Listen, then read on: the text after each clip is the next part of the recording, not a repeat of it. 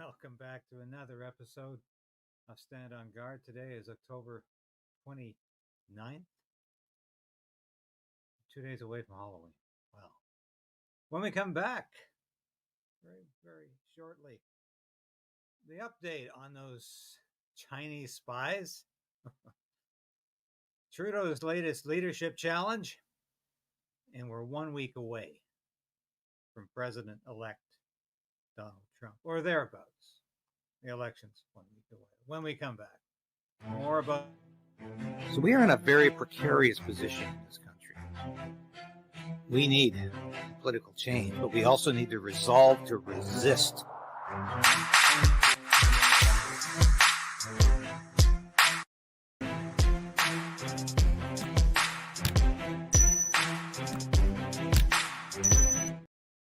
Yes, please like the station. We've been really getting some suppression lately. That's YouTube for you. Talk about policy, you get stung. But I thank you for your very good support, and you've been so wonderful. We appreciate it. This station is continuing to grow, and that's the main thing. We're not getting the numbers some days that we anticipate or we think we should be getting, but we're getting numbers that are higher every week, and that's what we have to continue. I have to continue to remind myself, because it's just, if you think there are not powers out there that want to shut down new media and independent media, that you're not watching too closely. They want stations like this shut down. And they want us to give up. The one thing about me is I can be knocked down on the mat a dozen times. I keep getting up and punching back. That's what I'm made of. I've had a lot of adversity in my life. I have a lot of adversity right now I'm facing. Nothing that I can't overcome with God's help.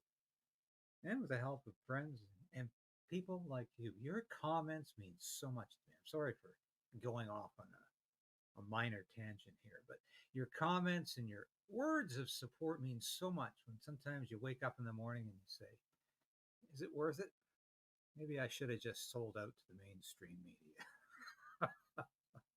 But it's not in my character or in my being, in my constitution to do that. Never has been.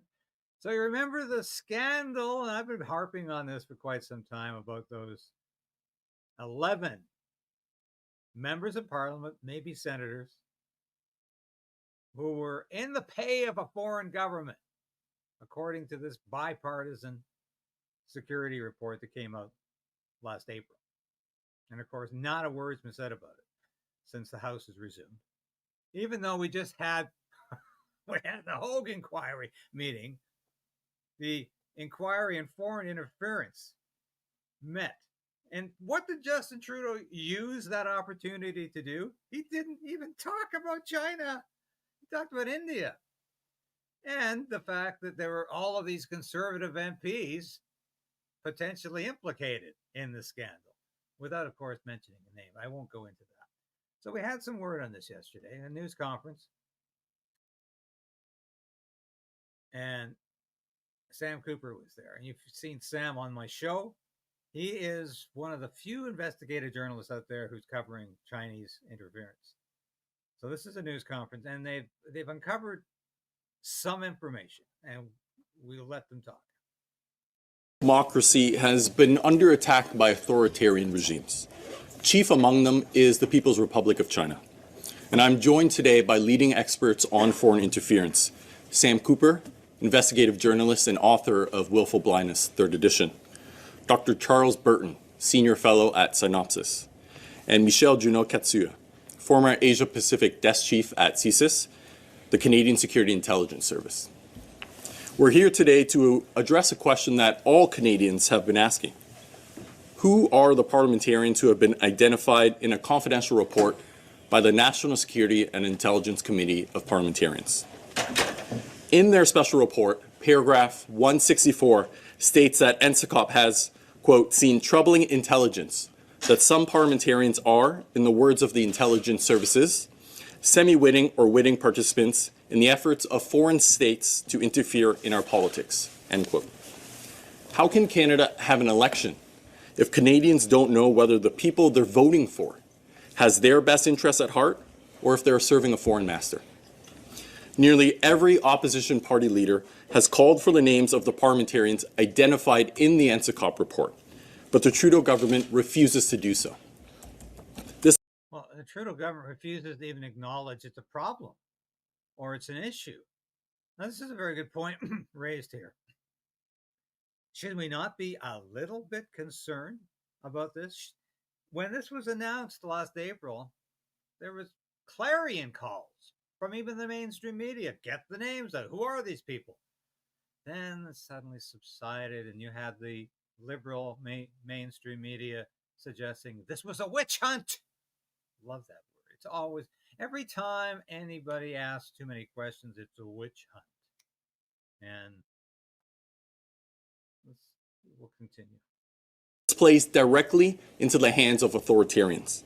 Until those names are identified, a cloud of suspicion hangs over all parliamentarians, but especially those of Chinese heritage. It's time for the government to come clean to Canadians and defend our democracy. Sam. Thank you, MP Vaughan. I'm here today to highlight some of the names and entities covered in my updated book and to pose a question. Should other Canadian journalists be examining the openly available evidence surrounding these networks? Firstly, my book recounts reporting on a 2020 tape recording provided to me, where Senator Yuen Pao Wu is heard in a 47-minute private briefing with the Canada Committee 100 Society. Senator Yuen Pao Wu is the first name mentioned here as potentially, possibly being implicated. We need more information. This group included Conservative Senator Victor O as an advisory member. All right, so we have one Conservative name, Victor O, former Conservative senator. There's 4 names mentioned here. So far, we've had one Liberal, one Conservative. Along with an individual officially listed in a Chinese United Front Overseas Leaders Group. The Canada Committee 100 Society is led in Vancouver by Ding Guo, a journalist who is also an advisor to British Columbia Premier David Eby. Stall here for a second. British Columbia Premier David Eby, as we learned last night, it looks like after a lot of recounts, some of them very suspicious, David Eby is going to remain the Premier of British Columbia with an NDP majority government in that province. It's my home province. I haven't lived there in quite some time. It's gone crazy in my absence. But all I can say is, how much punishment does one province have to take before it decides to turf out a criminal government like the NDP government that's killing people with a drug policy that's lethal? Other journalists participating in this tape-recorded meeting with Senator Wu later supported Liberal candidate Parm Bains in 2021. Okay, Liberal candidate Parm Bains, another Liberal name. Now, this is potentially involved. Bains had told these journalists he opposed Kenny Chiu's Foreign Agent Registry Bill, describing it as an exclusionary policy. Ding Guo was also reportedly involved in the 2022 Conservative Party leadership race, alongside community leaders officially connected to Beijing's overseas influence arm, the United Front. I can provide more details later on how this should illuminate NSICOP 2024.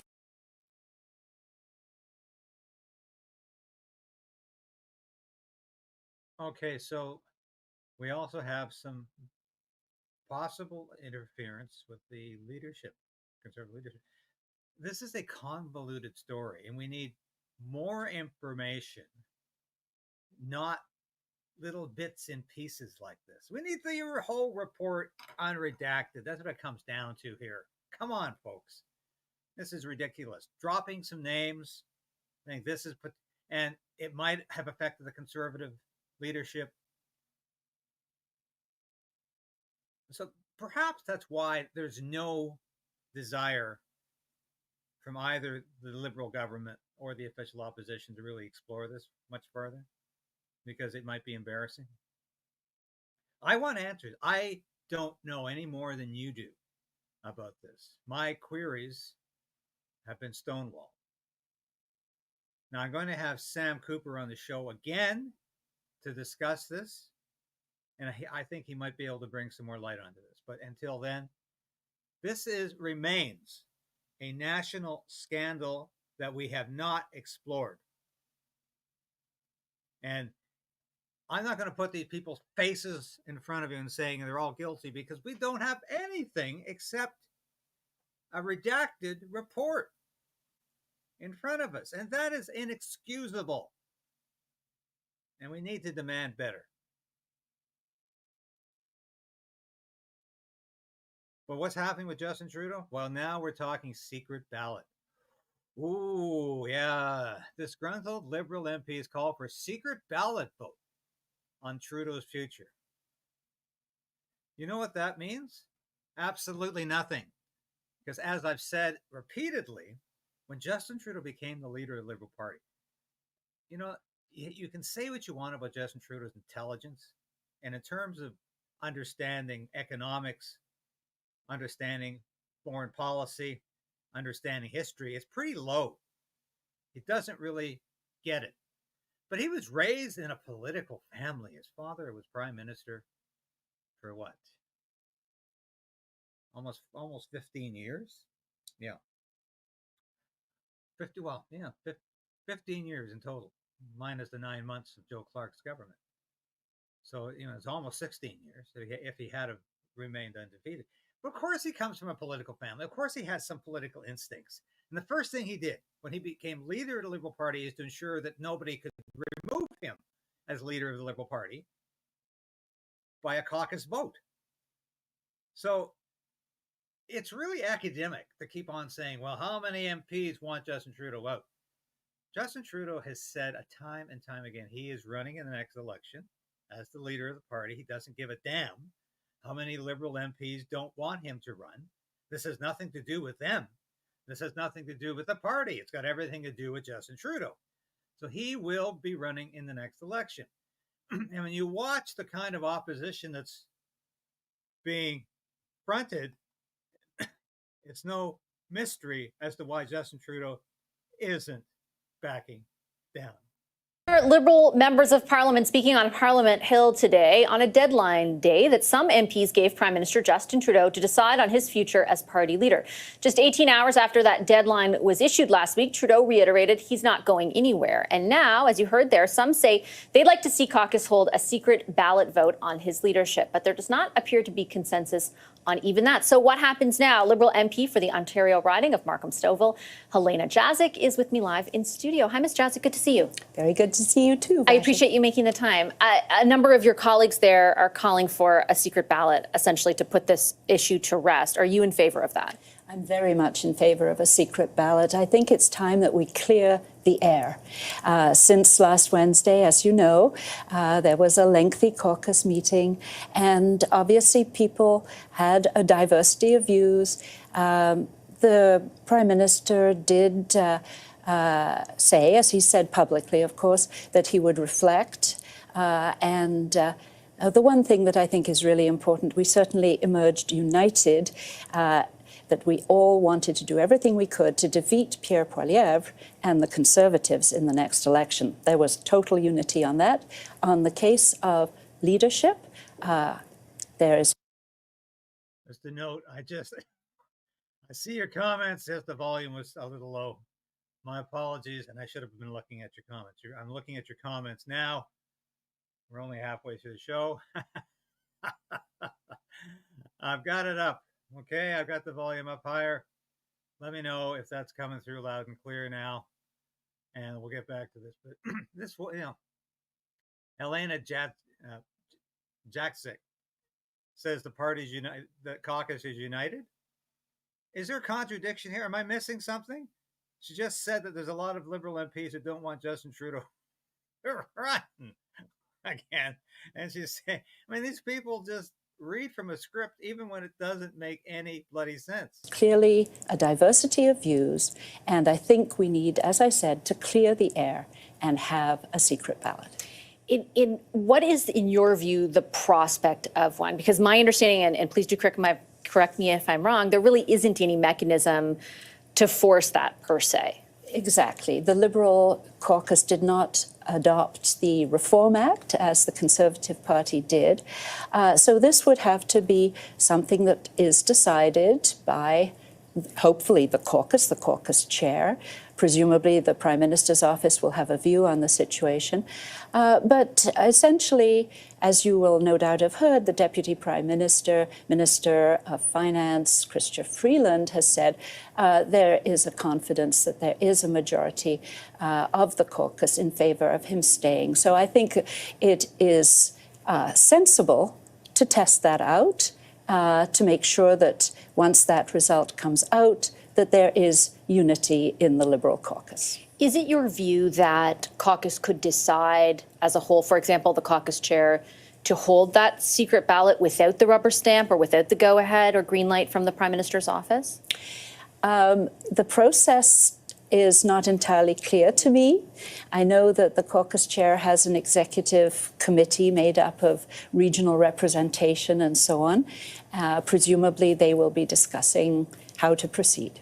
In your view, and I'm not sure the degree to which you've discussed this with your colleagues, is there a threshold by which that secret ballot would put these concerns to rest? For example, if a slim majority endorsed any kind of majority essentially would endorse the Prime Minister, as you mentioned, the Finance Minister claimed was the case, is that enough to kind of put the concerns to rest of those who don't?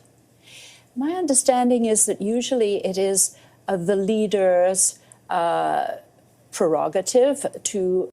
It's not just the leader's prerogative. The leader has no obligation to respect any vote from caucus, as I've said. And I can't believe somebody just said they saw this on Moose on the Loose. Incredible. Yeah, you go ahead, see what you can glean from Moose on the Loose. But this is the caliber of opposition that Trudeau's facing. Well, we hope he pays a little attention to us. And if he doesn't, that's fine too. Decide for themselves when they see the results. I noticed Jason Kenney, he apparently had 51.48% in favor, and he decided that that wasn't sufficient for him to continue as leader in Alberta. So is this more, from your perspective, then, a way to communicate with the Prime Minister the truth of what essentially caucus feels at this moment? I would hope that in a secret ballot, everyone would search their conscience, hear from their constituents, and reflect their views on their vote. Well, of course, that's not going to happen. So I've showed that. Yeah, I know I'm not the only person to show it. But unfortunately, that's the last clip we have from a Liberal talking about this.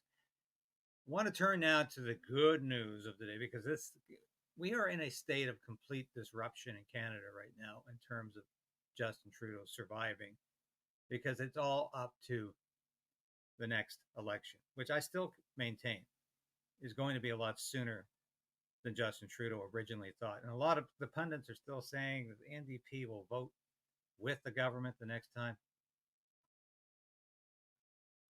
I don't know, because the NDP thinks it's going to be the official opposition. Now let's have a little fun here. I saw this last night. I love these Australian views on Donald Trump and Kamala Harris. It is just incredible. In fact, I'm going to try, I'm still getting these volume. I'm going to take the volume out. I'm going to use the volume. I'm going to use the mic in the computer this morning. It seems to be something wrong with the microphone, and God only knows what is going on here, because I tell you, nothing surprises me in terms of, because this volume was working perfectly yesterday. I haven't changed anything. I thought the mic was too far away, but that really doesn't matter. So I'm going to go with the other volume here, and hopefully that'll do it, or the other internal mic.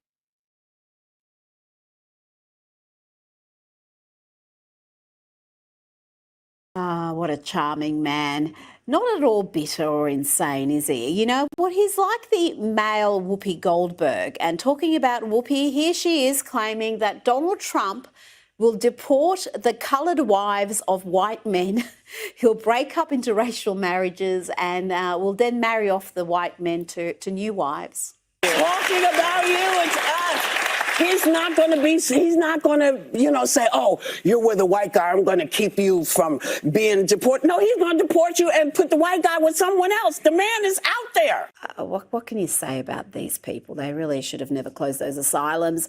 And while we're on The View, let's have a look at this meltdown from Sunny Hostin, who blames Donald Trump personally for a joke told by comedian Tony Hinchcliffe at Madison Square Garden. This Puerto Rican has something to say about the island that I love, where my family is from. Puerto Rico is trash. We are Americans, Donald Trump. Why are you telling Donald Trump? It was a comedian who made the joke, this joke. Like, I don't know if you guys know this, but there's literally a floating island of garbage in the middle of the ocean right now. Yeah. I think it's called Puerto Rico. Okay, so it was a tasteless joke, but does it really warrant that kind of reaction? And Donald Trump didn't tell the joke. And of course, that's what people are going to forget in all of this uproar, which, of course, if you're voting for Donald Trump, you're not listening. If you're not voting for Donald Trump, it just confirms your worst delusions. And that's all this is about, of course. But for anybody to get this upset over a stupid joke shows the immaturity, the banality, and the absolute sense of unreality from left-wing Democrats. Okay. All right. Okay. Yep, it was Tony's joke. He's a comedian. He got a mixed response from the crowd for that joke. Do we expect folks to change their vote because of a joke about Puerto Rico? Well, Sunny Hostin expects it, and in this rather hysterical diatribe, she again seems to mislead her dim audience, giving them the impression that it was Donald Trump who told that joke. We vote Donald Trump trash. And by the way, Jennifer Lopez, Ricky Martin, Bad Bunny, Luis Fonsi, and Mark Anthony have over 345 million followers on Instagram. I think you only have 26 million, since you care so much about size. And we don't like what was said about Puerto Rico. And we know how to take the trash out, Donald Trump. Trash that has been collecting since 2016. And that's you, Donald Trump. Oh, tone down the hyperbole, love. You're going to hurt yourself. Now, for the record, most Latinos that I know of, not the celebs she mentions, most Latinos have a pretty good sense of humour. They're not easily offended. They're not snowflakes. Okay, I get it. I'm being gaslighted here about the sound. Okay, this is really incredible, but I love this analysis here. And did you know, and I'm sure you do, that as soon as Donald Trump had the rally at Madison Square Garden in New York City, Democrats compared it to a virtually forgotten rally by the American Bund in 1939, which was a pro-German, pro-Nazi organization that absolutely very little to do with the America First initiative. Of course, there was some overlap, but it wasn't just a bunch of isolation. These were hardcore Nazi supporters who had a rally. They were trying to conflate George Washington with Adolf Hitler. It was a nutcake reunion. Now, why would anybody think of that instance in 1939 and equate it to 2024, Donald Trump? Like nothing happened in between in all of those years. Elvis didn't perform at Madison Square Garden. Frank Sinatra didn't perform at Madison Square. There haven't been thousands of concerts, thousands of appearances, tens of it is just absolutely ridiculous. But that is the hysteria we're seeing in this last week. And I wrote a story yesterday for the Post Millennial saying that even the communications people working for Kamala Harris are saying, lay off the fascism stuff. Stop saying Donald Trump is a fascist or Adolf Hitler or an authoritarian or a Nazi, because it's having the reverse effect. People are saying you people are unhinged. So that's the effect of this nonsense. It gets better here. It gets, and they probably know that Puerto Rico has a significant trash problem, has had for many years. In any case, it was a joke. I don't recall the Democrats, including the likes of The View's Sunny Hostin, having a tantrum over this joke told recently at a Kamala rally, suggesting that Mexicans are thieving miscreants. Donald Trump said he was going to build a wall, and George Lopez said, you better build it in one day, because if you leave that material out there overnight. I don't remember Kamala having to disavow that joke or the media having a mass. So this guy's saying Mexicans are going to steal it? This was said at a Democratic rally.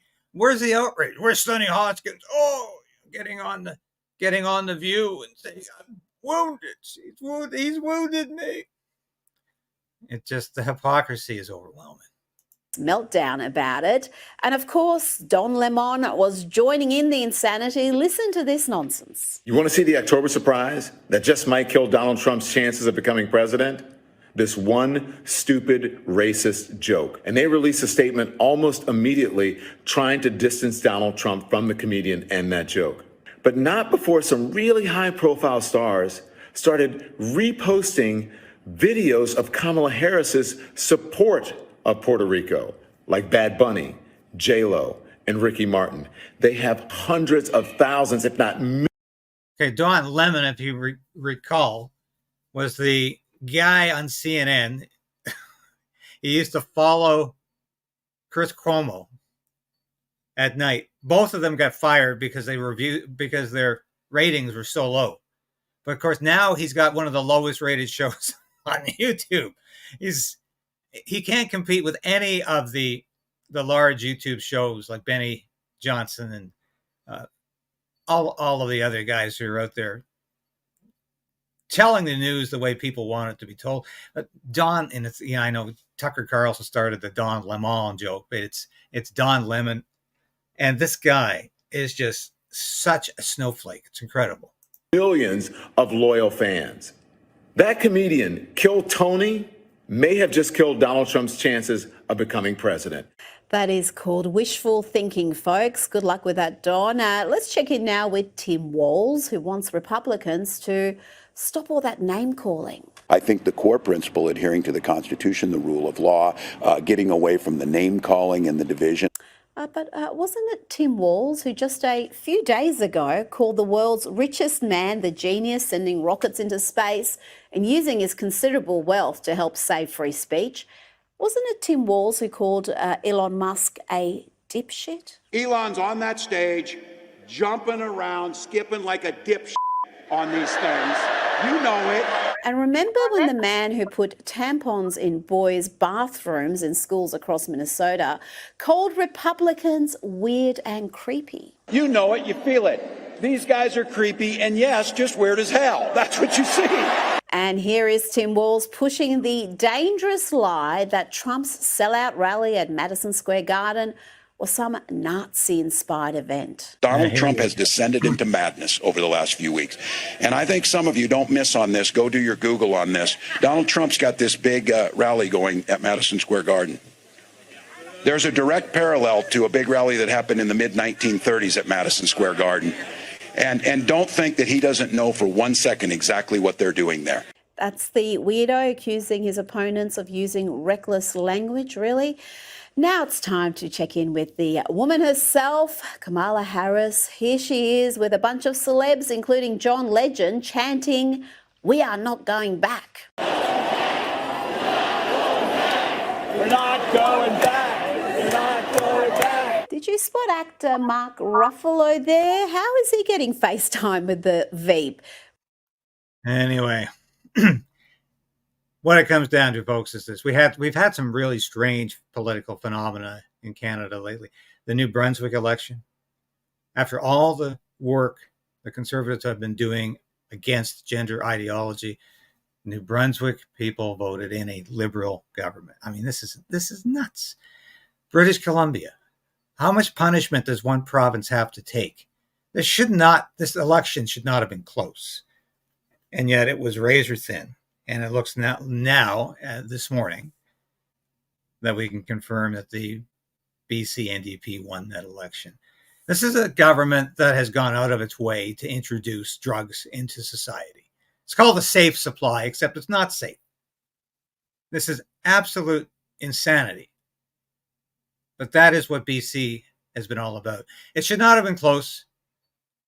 And once again, somebody just commented, why did it take a week to count the votes? Well, was there something going on here? Has the NDP learned how to count votes like Liberals and Democrats? Well, David Eby should not be going back as Premier of BC. But we have something to look forward to in a week, and that's going to be the re-election of Donald Trump. Now, I've told you before, I'm not in the bag for everything Donald Trump says, but I'll tell you one thing I am. He's the only political leader in that election who's saying we need to end this war in Ukraine before it becomes the Third World War. He said that on numerous occasions. His vice presidential running mate, J.D. Vance, said that long before he was his running mate, Senator J.D. Vance from Ohio. He has made that case. And if we go any further in this war, we are going to be into a nuclear war as sure as hell, just as the Cuban Missile Crisis was leading to the Third World War until saner heads and conversations prevailed. That's not happening when you have a president who is demented, who's being run, his presidency is being run by a lot of shock jocks who don't have any conception of where this is going and really don't care because they believe, just as a lot of generals believed in 1962, that nuclear war is winnable, that it's not unthinkable. It's a policy option. And this is the most dangerous element of the Democratic Party right now. It has become the party of war, endless war. Now, there's that element within the Republican Party, too. It wants a war with Iran. We go no further than the South Carolina Senator, Lindsey Graham, who is just anxious for a war with Iran. But Trump is the only presidential candidate who says we need to stop this war before it becomes the Third World War. That might be the most important issue of the hour. It overrides everything. It displaces everything because nothing else will matter if this world is plunged into a thermonuclear war over Ukraine or the war in the Middle East. So I'm if there's anything optimistic on the horizon, it's next Tuesday election. I know a lot of you have been watching Redacted and what's going on there with that story they're doing with the CIA, stopping a Trump victory. I'm sure there's a desire, and I'm sure there's action to do that.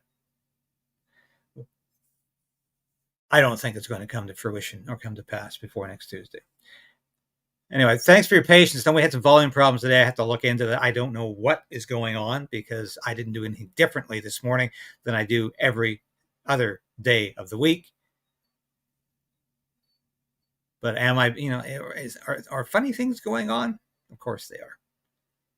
And that is probably what happened this morning. Thanks for your patience. Anyway, we'll see if we can get things rectified. I hope we manage to get through this with the internal mic.